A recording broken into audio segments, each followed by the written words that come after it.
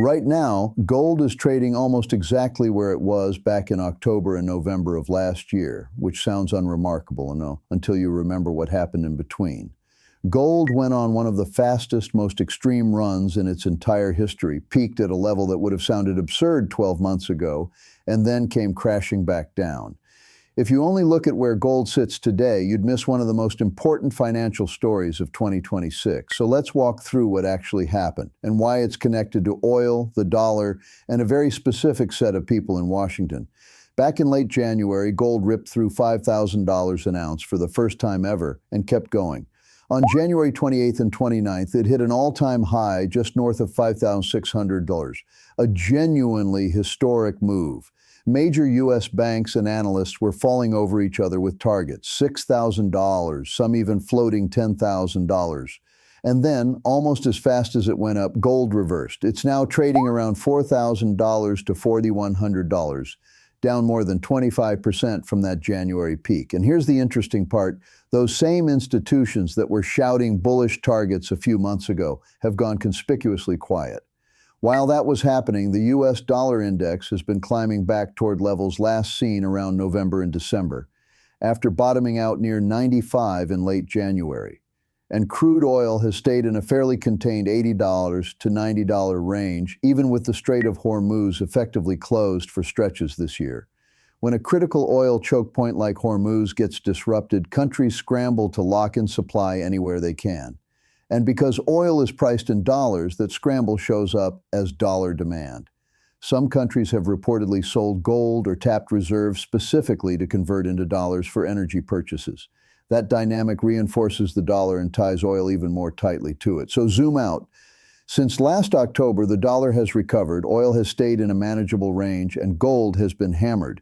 That's not three unrelated storylines. That's one story told three ways. Treasury Secretary Scott Bessent has been explicit since spring of last year about wanting a stronger dollar going forward. Fed Chair Kevin Warsh, back when he was first nominated for the job in January, well before he was actually confirmed and sworn in this past May, was already using the same language, rebuilding the dollar's credibility. Whatever's happening in the Middle East right now, one underlying goal both men share is tightening the link between oil and the dollar. Here's my read on the gold rally itself. All that bullish noise from major banks earlier this year didn't happen in a vacuum. It helped build a widely shared story that gold's rise was inevitable. And the underlying case wasn't fake. Global debt sits well north of $300 trillion when you add up governments, companies, and households combined. Geopolitical uncertainty is rising, and trust in the dollar has been getting chipped at from multiple directions. What's notable is what officials didn't say during that run-up. There was very little pushback from Washington on the dollar distrust narrative, almost like it was allowed to run. Then once retail investors had piled in near the top, the war escalated and gold got hit hard. There's one more data point worth flagging. A few days ago, Bessent confirmed the Treasury had completed a full inventory of the gold at Fort Knox and reiterated that the U.S. holds the largest gold reserve on Earth. On live TV, seemingly out-of-nowhere headlines like that rarely are. Translation: we hold more gold than anyone, which means we have every incentive to manage its price, not let someone else dictate it. And that's really the tension here. Washington needs the rest of the world to keep parking reserves, settling trade, and doing business in dollars. If gold's credibility outpaces the dollars, that undermines the entire project. So gold gets allowed to run just far enough to build the myth, then gets reined back in.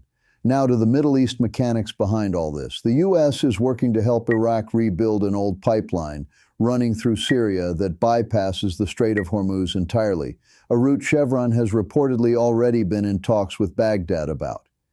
In exchange, there are reports the U.S. plans to draw down troop presence in Iraq later this year. Either way, the direction is the same. Pull Iraq further back into the dollar for oil system. Zoom out further and a pattern emerges. Fracture OPEC's unity, keep leverage over Iran, and prevent any single Middle Eastern bloc from acting together. The UAE already exited OPEC and OPEC Plus entirely earlier this year. Iraq has publicly denied wanting to follow, but has been pushing for a bigger production quota of its own. A less unified OPEC, with members competing rather than coordinating, works in Washington's favor. Different countries in the region get pulled closer through different incentives, some economic, some technological, some diplomatic. But the common denominator is get everyone back inside the dollar's orbit.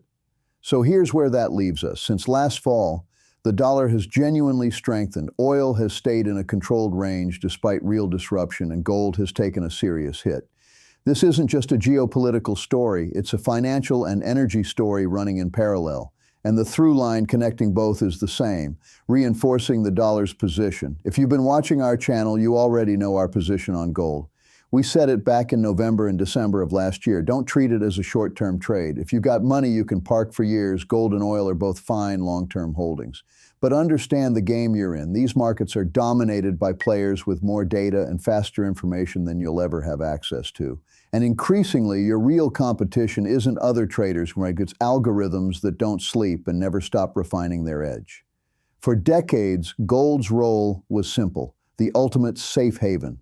This year scrambled that assumption a little, and here's why. We haven't had an oil-driven war with true global reach in decades. When one hit, liquidity mattered more than anything else. Gold doesn't yield interest, and it's genuinely hard to convert into oil or gas fast. When countries needed to move fast, the asset with universal trust and instant liquidity won out.